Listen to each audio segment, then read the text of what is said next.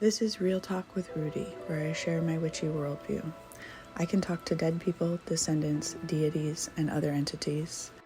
I share weird witchy stories and have tips and tricks for folks who are sensitive to the energies and entities around us.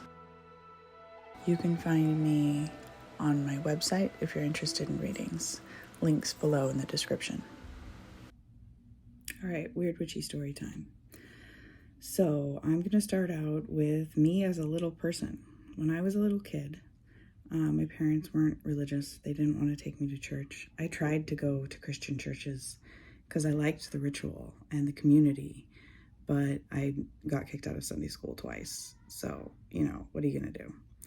When I was about 11, I decided I was going to make up my own religion. And I started out with a calendar of holidays. And the holiday days that I chose were the solstice, the equinox, and the cross-quarter days. And I had them seasonally themed, as you do.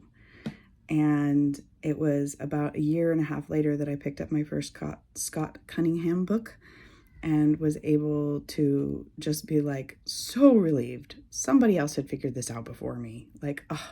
Yeah, let's go with this. This is easier than making up my own religion.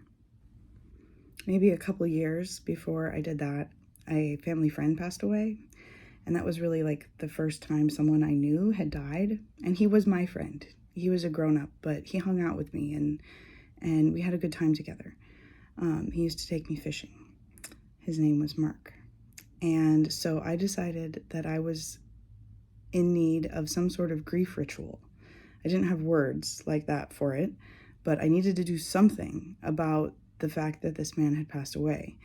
And we had studied Egypt in school, so I ended up getting a brown paper grocery bag and drawing hieroglyphics all over it and writing things about Mark and putting some of the fishing lures that he got me and some feathers, I think, and probably some other bits and bobs I'd found in the yard all into this bag. And then my mom, bless her heart, watched this whole process happen and supported me and ended up driving me out into the middle of this field with this one huge tree in it.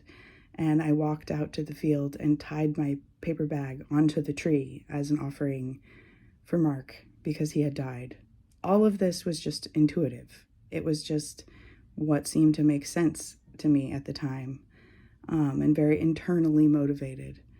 And I'm grateful that my parents were supportive, even though I could tell they thought I was being weird.